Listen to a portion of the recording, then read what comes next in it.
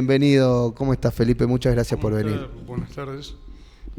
Eh, Bien, muy bien, gracias a Dios y a la Virgen, como decimos habitualmente. Ujú. Y un poco estaba triste por la muerte del Papa, pero por otro lado creo que ahora vamos a entender profundamente el legado que él ha dejado en sus documentos, en su enseñanza, sobre todo su gesto, su actitud de vida, ¿no? Es un hombre más de ejemplo que de palabra. Ujú. La vida austera, la pobreza de vida y esta necesidad permanente de manifestar el afecto por la gente, especialmente a lo que llamamos nosotros descartados o los habitantes de lo que es la periferia existencial. Creo que en este sentido Bergoglio, el Papa Francisco, nos está dejando una enseñanza que vamos a valorar. Decía que nosotros siempre cuando muere alguien se convierte en bueno, ¿no? Aunque Sí. sea malo. No hay Sí. mejor argentino que el argentino muerto, decíamos siempre. Sí, escuché varias cosas así.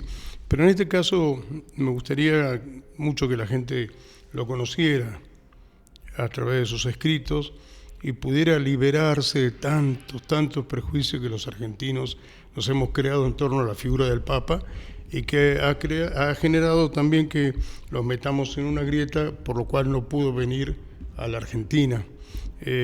No podía venir porque él dice, no quiero ser motivo de división, quiero ser motivo de unidad, y en el país estaba campañas mediáticas, campañas malintencionadas, lograron meterlo al Papa en la grieta y utilizarlo políticamente, lo cual no fue bueno, no fue grato. Ahora, tampoco le importó mucho, ¿no? Porque él quería estar en aquellos lugares donde la gente necesitaba una palabra de aliento, por ejemplo, un papa que visitó ciudades y pueblos de tanto de África como de Asia, donde nunca había ido un papa, y nombró cardenales donde no había. Paraguay nunca tuvo un cardenal, hoy tienen cardenales. De Asia hay muchos cardenales jóvenes Ujú. y que van a participar activamente en la elección del nuevo papa. Es decir, no creo que estos cambios son muy profundos. El papel de la mujer también dentro de la iglesia, como que la ha ubicado en un lugar más destacado, de mayor compromiso y un ámbito más ejecutivo que era reservado en la iglesia solo a hombres, especialmente hombres ordenados sacerdotes o cardenales. Son muchas las transformaciones que ha realizado el Papa, con esta también mentalidad de incluir a todos y no dejar afuera a nadie. Creo que esto es un O sea, gran legado que tenemos.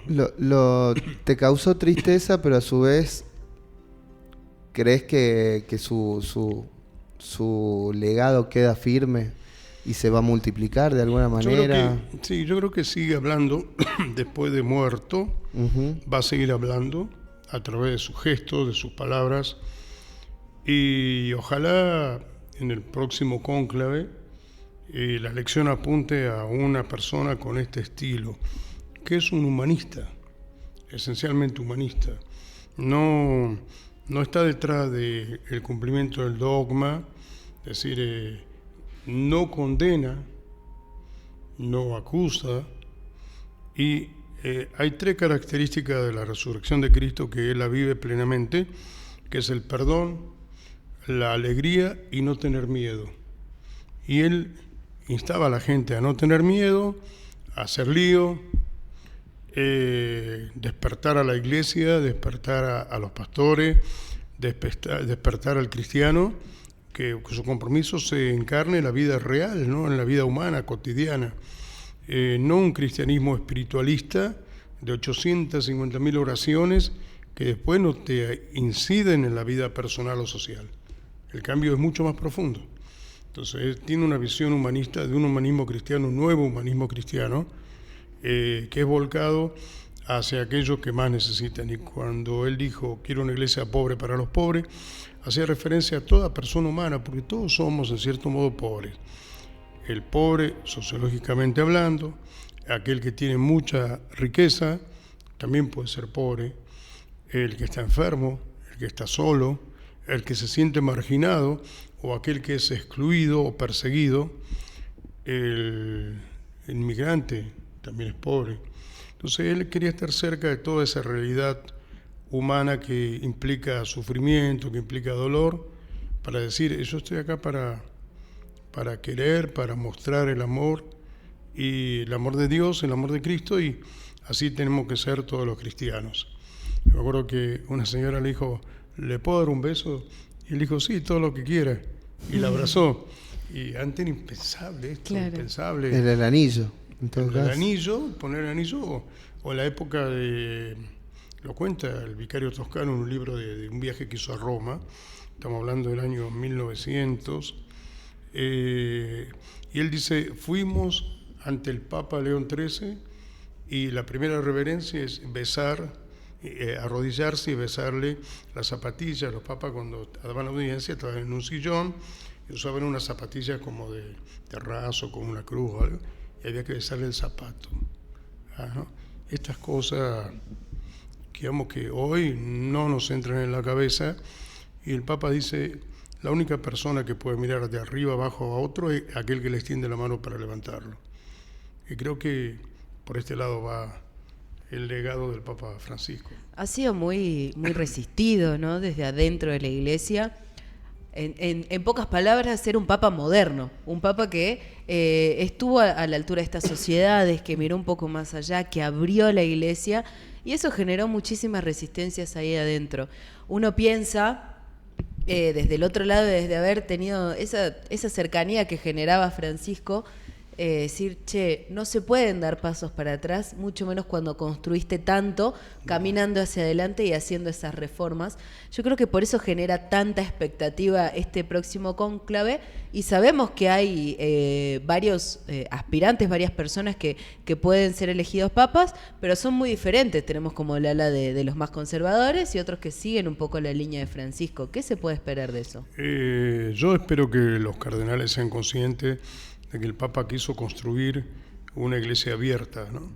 En las líneas más conservadoras se afianzan más en las seguridades personales, son los que construyen muros, ponen normas,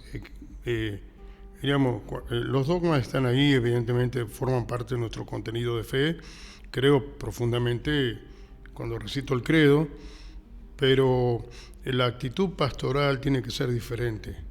Es decir, el dogma no es para que yo no piense, ¿no? Yo siempre comparo el dogma como hace una murga de esta uruguaya, es como un balde, sí, que te ponen en la cabeza y no te deja ver, y te guían. Y es como que algunos se sienten más seguros con el balde en la cabeza. Y el Papa lo que ha hecho es sacar los baldes, y decir, bueno, mírense unos a otros, quiéranse, caminemos juntos, armemos lío. Creo que, dice, prefiero una iglesia en salida, que esto ha sido el sínodo, participativa, donde todos tengan su espacio y convoquen a todos.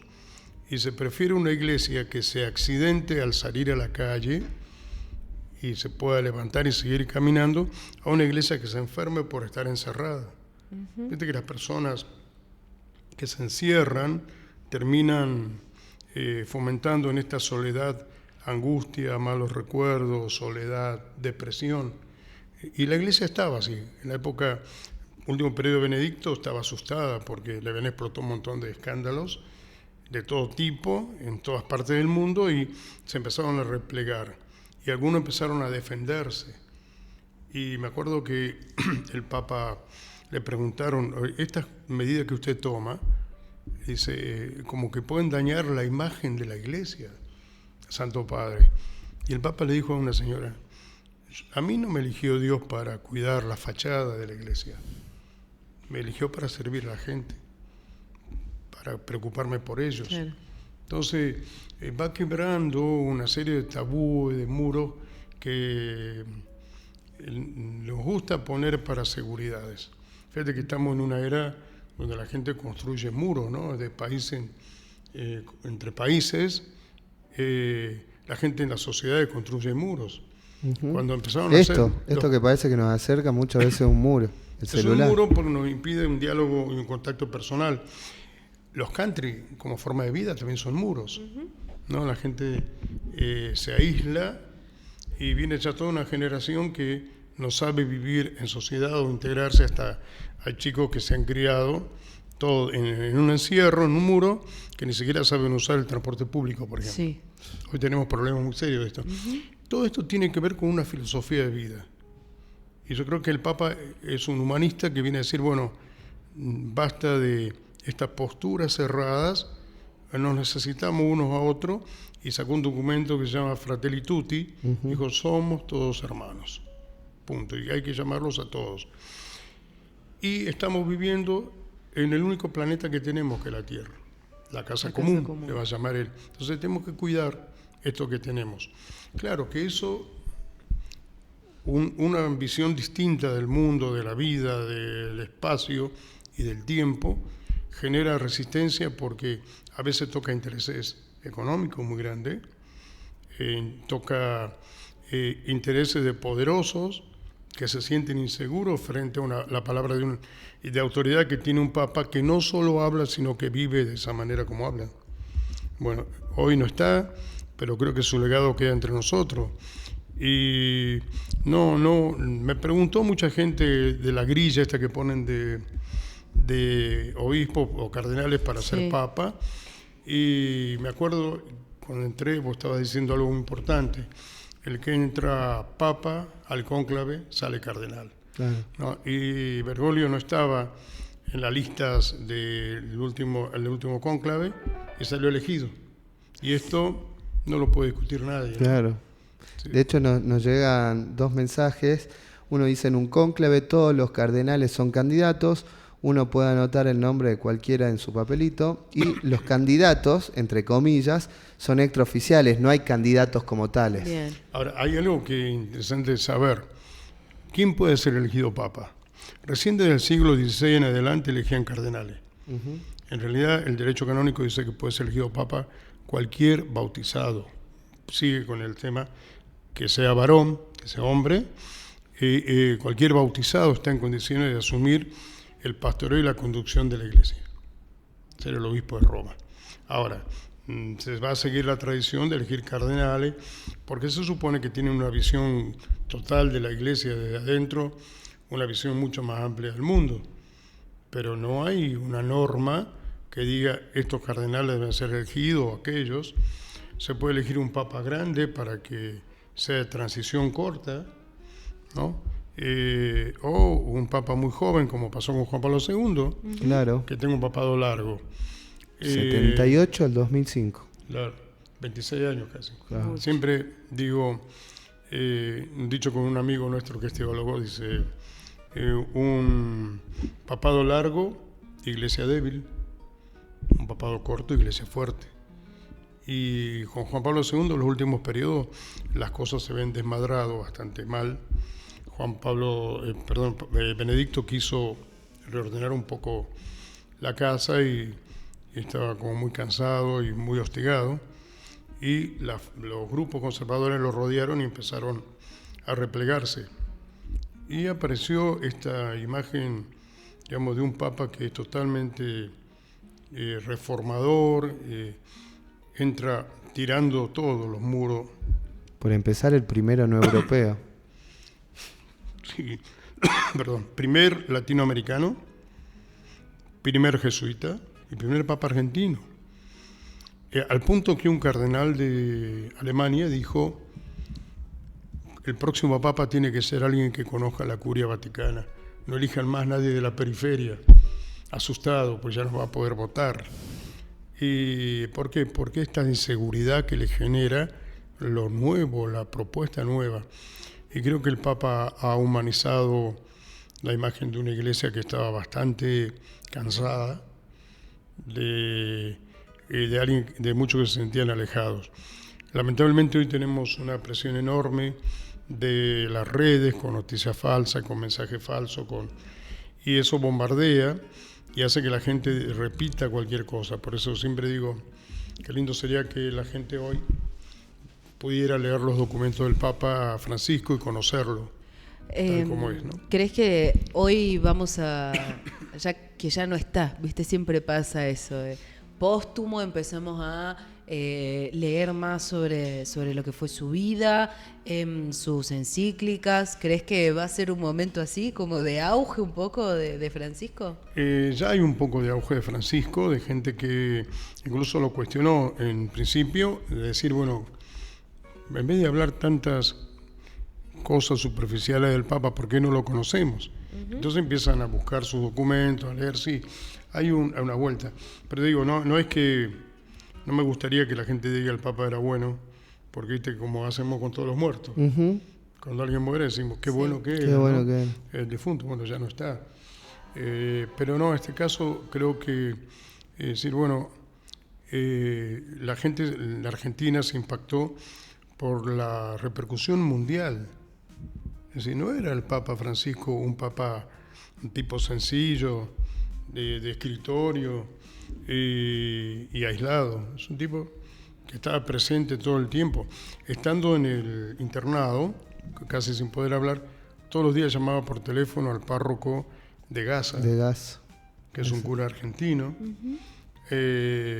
Alentó mucho la obra de la construcción del hospital de campaña, que lo hizo una monja tucumana que vive en España, que es Lucía Caram. La conozco de muy chiquita, a su familia, todo. Y Lucía empezó a trabajar, la hermana Lucía, y cuestionada por los mismos obispos de España, peleó y construyó un hospital de campaña, consiguió 70 ambulancias de donación, trajo chicos con enfermedades terminales, la verdad. Un hombre que creo que generó una transformación y dejó trabajar a la gente. Te quería preguntar, Felipe, no sé si el dato es correcto, pero tengo entendido que en alguna oportunidad pudiste conocer en persona al hombre, a Jorge Mario Bergoglio, ¿puede ser? Sí, yo solo había conocido en Jujuy.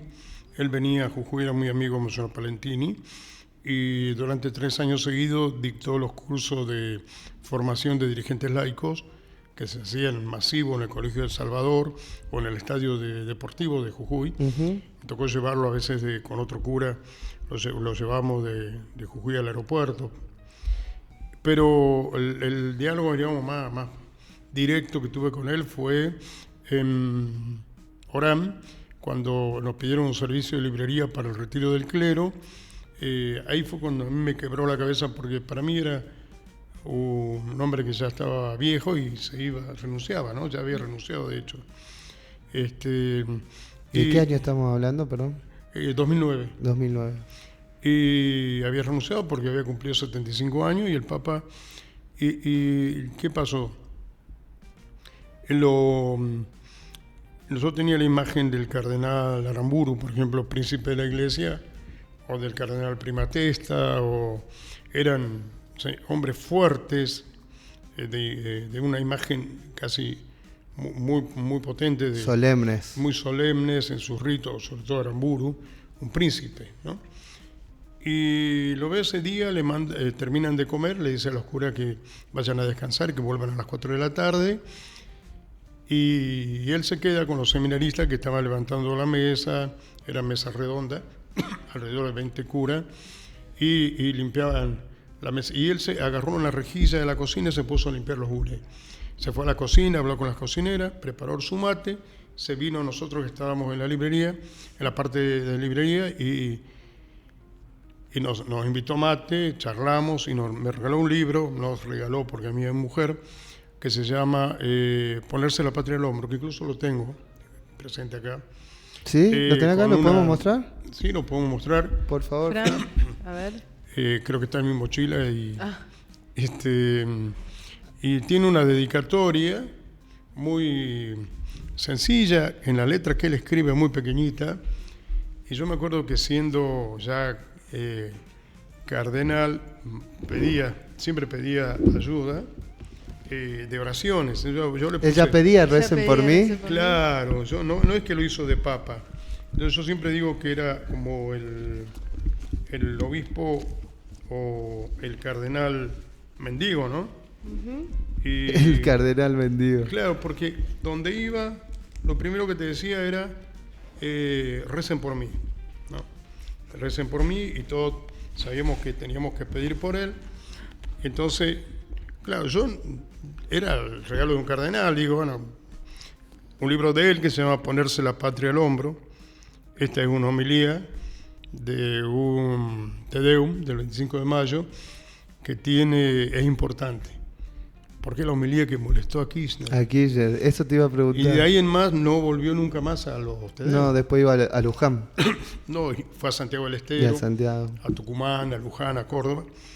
Y cuando veo la dedicatoria, dice a Felipe y Mónica, con mi bendición y pidiéndole que recen por mí. Qué bárbaro. 5 de junio del 2009, Jorge Cardenal Bergoglio. Tiene una Qué firma extraordinario. muy pequeñita, ¿no? A ver, Fran. Y esa es su... Pero además ponerse la patria al hombro, ¿no? Sí, Qué ponerse título. la patria al hombre, sí, sí, bueno, vamos a hacernos cargo del país. Y lo dijo. Lo mismo me pasó cuando visité a Monseñor Bernardini, que era el nuncio. Hablamos de todo un poco, me dijo, ¿cómo ves la iglesia en el norte? Y yo, por lo general, no doy opiniones de ese tipo, menos a una jerarquía tan importante. Y me dijo, sacó un libro que se llama de la doctrina social de la Iglesia, o un manual de doctrina social de la Iglesia, o documento, y me dice, léalo, participe en política, comprométase. Bueno, y después ya queda a cargo de la vocación de cada uno, porque se puede hacer política sin poder, también, ¿no? Sin cargo. Sin cargo, no desde el poder. Y el Papa también insistió en ese momento, comprométanse, trabajen por la gente. Y después me dijo, los libros no solo hay que venderlos, también hay que leerlos, ¿no? Sí, me acuerdo de ese detalle. Y tomó mate con nosotros. Y de ahí surgió una foto también que nos hizo un cura, que era el cura que ahora está en Morillo. Nos sacó una foto que después del 2009 hasta el 2013 no la había visto, me la mandó por las redes, diciendo, mira, esta foto tengo ahí de ustedes cuando están con Bergoglio.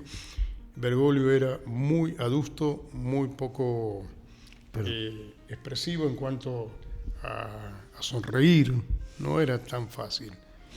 Y yo diría más cuidado. Y cuando lo eligieron Papa se reía siempre, le preguntaron, ¿por qué se ríe tanto? Y yo digo, pues soy el Papa, dijo, no mejoró, es decir, quiero estar cerca de la gente. Y la alegría que siento es porque el último día de su vida se dio el gusto de estar con la gente. Sí. Dio la bendición, Urbi et Orbi, que es la bendición más importante de Pascua, a la ciudad y al mundo, significa traducida, con indulgencias plenarias, con bendiciones, y después pidió bajar y recorrió la plaza de San Pedro, besó niños, tocó a la gente, saludó a algunos cardenales, y ese hombre que en algún momento mostró mucha fragilidad también, de acuerdo cuando la sacudió a la China que le tironeó de la mano, sí, que se lo tira, pero sí. después la hizo traer al Vaticano, le pidió perdón, y que muestra también un humano. Totalmente. ¿No? Un humano, un hombre con sentimiento, con sus debilidades, con su temperamento. Y bueno, y esto sí también fue valioso para la Iglesia porque no se dejó doblegar por ningún sector. Es cierto. Ni derechas, ni izquierdas, ni progresistas, ni conservadores. Escuchó a todos y en silencio tomó decisiones firmes. Dentro del espíritu jesuítico está esto de ser imperturbable. Vos al Bergoglio lo podías cascotear y él iba a seguir caminando, porque sabía dónde tenía que llegar. Y así condujo a la Iglesia como pastor y defendió a los más débiles, ¿no? Por eso fue su pelea con muchos poderosos por el tema de los inmigrantes, la última pelea con Trump, y creo que la semana pasada al mismo vicepresidente de Estados Unidos le dijo, no está bien lo que están haciendo, ¿no? La gente necesita un mejor espacio de vida y se huye de su patria por hambre, por persecución política, ideológica o por otras necesidades de buscar futuro, ¿no? Para sus hijos. Entonces, creo que eso no le molestó, no se cayó ante nadie, ¿no? Lo decía el mismo Putin en estos días. Era un hombre que hablaba de frente y peleó hasta el final por la paz, ¿no? Ujú. Por la paz, y creo que su último mensaje fue pedir el desarme, pedir por el que pare el sufrimiento en la Franja de Gaza, en Ucrania, y que paren esta especie de vuelta de la violencia como única herramienta para construir patria o para construir sociedad.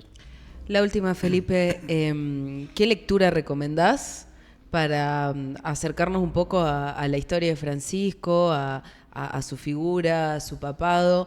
Tenés una librería, imagino que nos puedes hacer una buena recomendación.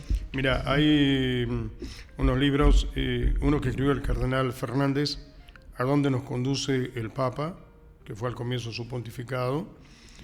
Hay uno que editó por Ediciones Paulina, de las monjitas de San Pablo, que se llama La Revolución de la Ternura, que cuenta un poco a dónde apunta el Papa, pero yo creo que hay que ir a los documentos papales.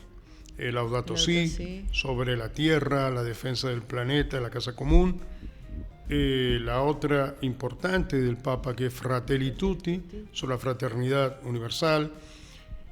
Yo acuerdo que la frase de Pablo VI, ¿no? En el año 75, que fue un jubileo, dijo: todo hombre es mi hermano, y vamos a construir un mundo mejor. Creo que esto tiene mucho de eso, ¿no? Fratelli Tutti. Dilexit Nos, que es la última encíclica que escribió sobre el amor humano de Cristo, o corazón de Jesús, como llamamos nosotros, acerca de la necesidad de que ese amor sea también entre las personas, que sean capaces de abrazar al otro, contenerlo, levantarlo y caminar juntos. Hay muchos documentos del Papa, después hay una serie de exhortaciones, la del matrimonio en el Evangelii Gaudium, ¿no? Creo que es un programa grande que hace el Papa sobre su pontificado. Entonces, hay mucho escrito y muchas de sus frases que hoy la podemos recordar, pero también creo que el mayor magisterio de él es su vida. Un hombre de una vida muy austera. Se quedó a vivir, en vez de vivir en los aposentos pontificios, que cuando vio el dormitorio dijo: acá duermen 300 personas, claro, más o menos, ¿no? 30 creo que dijo, 300, no sé, pero es muy grande. Y se quedó a vivir en una pensión de curas, porque Santa Marta es eso, es una pensión para curas o cardenales que van del interior. Y ella lo había hecho eso en el 2001 en la Argentina. ¿Ah, sí? En la época de la crisis ella había abierto su residencia de cardenal y arzobispo, que también era imagínate, linda en Buenos Aires, muy coqueta, y también la abrió en esa época de crisis para que los curas que estaban haciendo una labor muy importante pudieran ir a dormir ahí. A descansar. Exactamente. Y él vivía en Flores, en un departamento que era del arzobispado, y con una vida muy sencilla. Le gustaba cocinarse él, hacer su comida, invitaba a los curas a comer o a sus amigos. Hay fotos cocinando, ayer vi. Y se movía en subte o en colectivo, no usaba los autos oficiales, porque él dice que para él la mayor riqueza era el contacto permanente con la gente, ¿no? Bien. Yo quiero, está marcado acá en el libro para mirá la actualidad que tiene este libro que te lo regaló en el 2009 Bergoglio, está marcado. Qué lindo cuando uno agarra un libro y está marcado, significa que está vivido ese libro. Hay que apelar a lo hondo de nuestra dignidad como pueblo, apelar a nuestra sabiduría, apelar a nuestras reservas culturales. Es una verdadera revolución, no contra un sistema, sino interior, una revolución de memoria y ternura, memoria de las grandes gestas fundantes, heroicas, y memoria de los gestos sencillos que hemos mamado en familia. Ser fieles a nuestra misión es cuidar este rescoldo del corazón, cuidarlo de las cenizas tramposas del olvido o de la presunción de creer que nuestra patria y nuestra familia no tienen historia o la han comenzado con nosotros. Bellísimo, bellísimo. Bellísimo. Te agradezco mucho, Felipe. Qué hermoso tesoro que tenés acá. Sí, Creo que te los envidiamos todos. Gracias a ustedes por este momento. La verdad que emociona mucho Bergoglio porque siempre lo sentí muy cercano. Y en el 2016 fui a la misa a celebrar Navidad allá en Roma y tuvimos la misa de Gallo, de Navidad, gracias a la atención de unos amigos, estuvimos casi muy cercano al altar, y sentimos la presencia y el amor que la gente le tenía ahí, y le tiene todavía a la figura del Papa, y en contraste con nuestra mezquindad a veces, de gente que todavía sigue destilando resentimiento injusto y un odio injusto, con un hombre que quiso una iglesia abierta, que convoque a todos, caminante, un peregrino, y que no nos quiere dormido, ni encerrado por miedo, ni quietos. Nos quiere alegres y sin miedo.